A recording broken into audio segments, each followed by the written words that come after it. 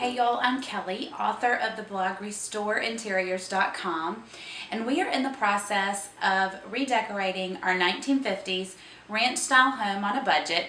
Well, basically with no budget at all, which makes it more challenging sometimes, but it definitely makes it a lot more fun. One of the biggest pieces that I feel like we've been missing in our family room is a coffee table.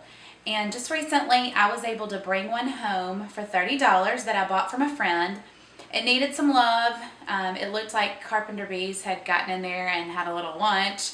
It had 4 or 5 really deep holes in it.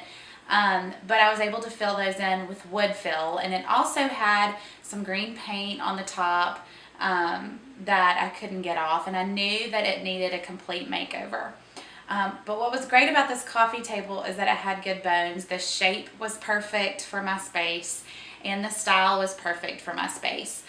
The style highly resembled the higher end coffee tables that you see on the Pottery Barn website that range anywhere from $600 to $1,000.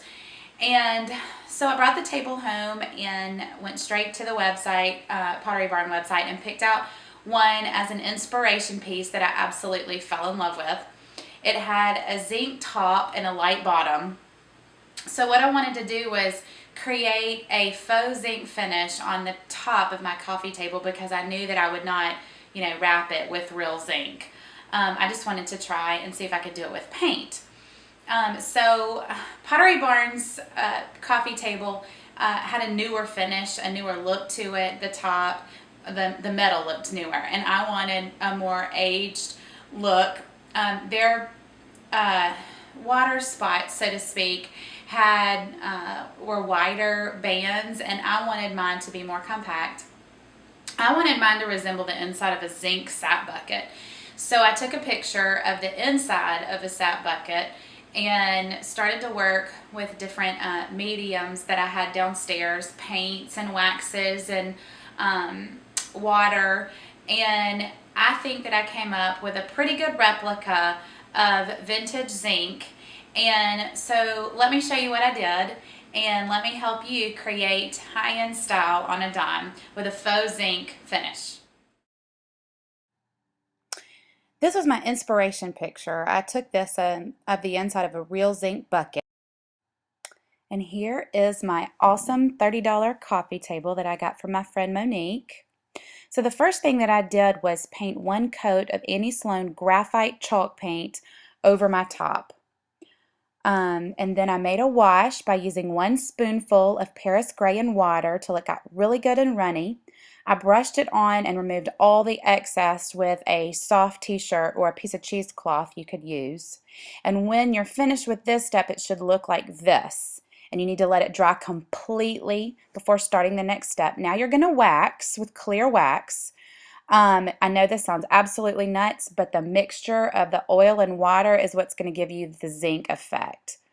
One of the most important products that you're going to use here is Gilding Wax. It's in silver, and you get it at FauxStudioDesigns.com from Stacy.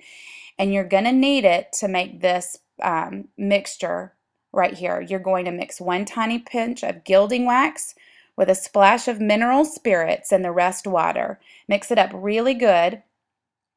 And when you put it on top of the wax, you're going to see in like this video that it's going to spread apart. And as you brush it on, it moves, creating the water spots that you see on zinc. It's really cool. And then to remove brush strokes and to get the bubbles to move all over the table, you're going to spray the entire table down with water with a spritzer bottle. And I'm talking soak it. It moves it around and eliminates brush strokes. And when you're finished, it should look like this. And you're going to let it dry overnight or however long you need it to dry. I used a hair dryer the next day because it was still a little wet before I moved on to this next step. The next thing you're going to do is do another wash, the same Paris Grey and water, and that's it. And you're going to do that again. You're still going to get the bubbly effect, but this time you're going to blot it with cheesecloth. Once it's dry to the touch, you're going to combine a teaspoon of clear wax and just a very small pinch of gilding wax, and you're going to wax the top, working in sections, taking off most of the excess with cheesecloth that's been dipped in clear wax. The clear wax will remove the excess. After you've got the look that you want, then you're going to apply dark wax only in areas where you want it to appear rusty and dirty. And you're done. That's it. I hope that you've enjoyed this tutorial. If you have any questions, visit me at restoreinteriors.com and I will be happy to answer them. Thanks for watching.